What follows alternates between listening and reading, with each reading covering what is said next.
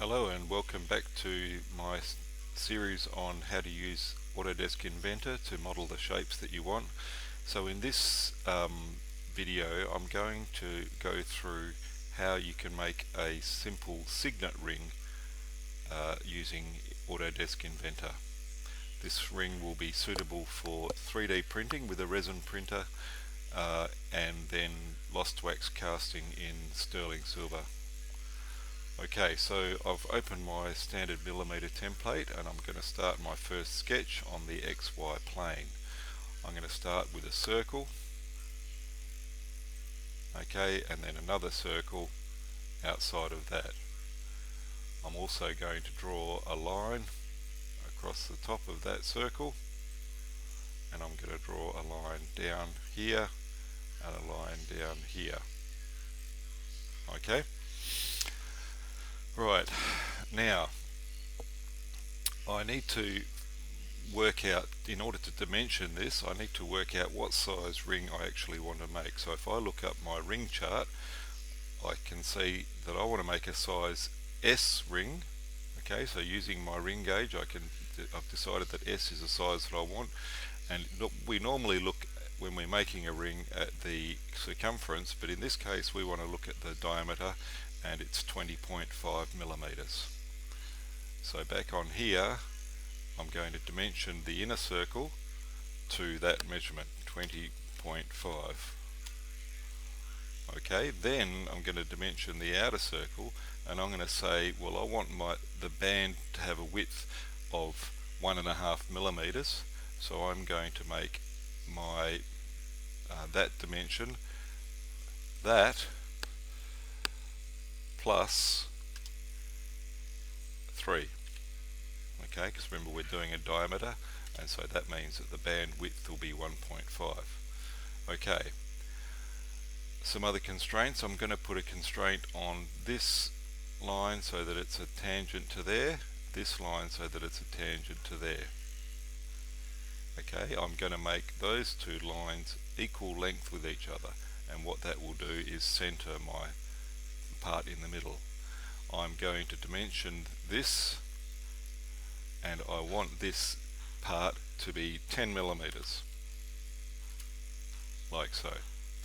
The other thing I want is for this line to be a tangent to there. Okay, and now you can see my sketch is fully constrained. I've got all black lines, so that means that they are all constrained. Okay, then I'm going to finish that sketch. Now I'm going to extrude the shape, and you will see the signet ring come up. So I'm going to extrude that part, and that part, and now you can see a very basic signet ring there. Alright, now what dimension did I extrude that? I extruded at 10, which is probably a bit big, so let's go to 8 millimeters. Alright, so now we have a very chunky signet ring. Okay, so what I want to try and do is slim it down. So I don't want it to be 8 millimeters thick at the bottom of the band. I want it to be 8 millimeters at the top, but not at the bottom. So what I'm going to do is start a new sketch on a work plane. So I'm going to create a work plane. Okay, so don't hit sketch first, hit work plane. I want the work plane to be a YZ plane, and I want it to be level with or tangent to this outer curve here. Alright, now I can start a 2D sketch on that work plane, and you can see that I can manipulate that. I'm going to project the geometry of this line here, which is the level with the inside of the ring. Okay, because that's the part that I'm going to be dimensioning it to. I'm going to be cutting it down to. Okay, I'm also going to project the geometry of that line. Alright, then I'm going to create an arc that goes from the end of that line down to there. Don't worry about the radius of the arc at this stage. The end of that line to there. Alright, and there we have it. And then I'm going to do a couple of things. I'm going to make the ends of these arcs perpendicular to that bottom line, like so, and I'm going to make those two arcs equal length, like that. Alright, now there's only one dimension that I need to fully constrain this drawing, and that is the dimension across the bottom of the band here. So the top of the band is 8, let's make the bottom of the band 3, like that. Okay, so what I'm actually going to do here is I'm going to take that shape and I'm going to cut it out of the whole ring, the whole ring band. Alright, so in order to do that I need to fill in this line from here to here.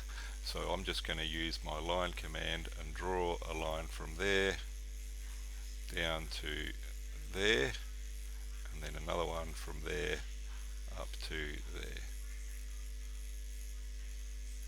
like so, and then finish the sketch. Okay, now I'm going to extrude this part and this part.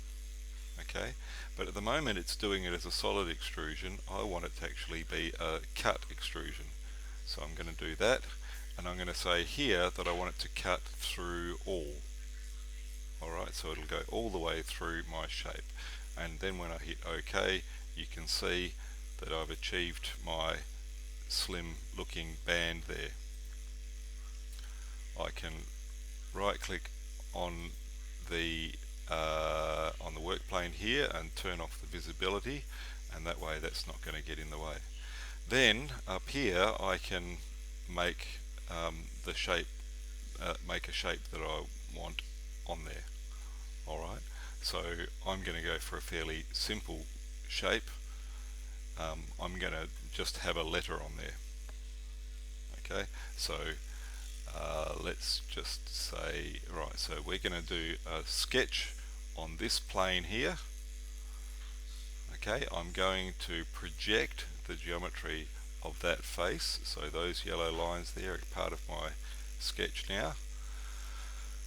Then I'm going to do some text, and I just want normal text, not geometry text, and I'm going to just draw a box inside there.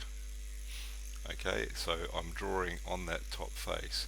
Now if you want the text to go right in the middle of that, you can hit the justification for center and justification for middle.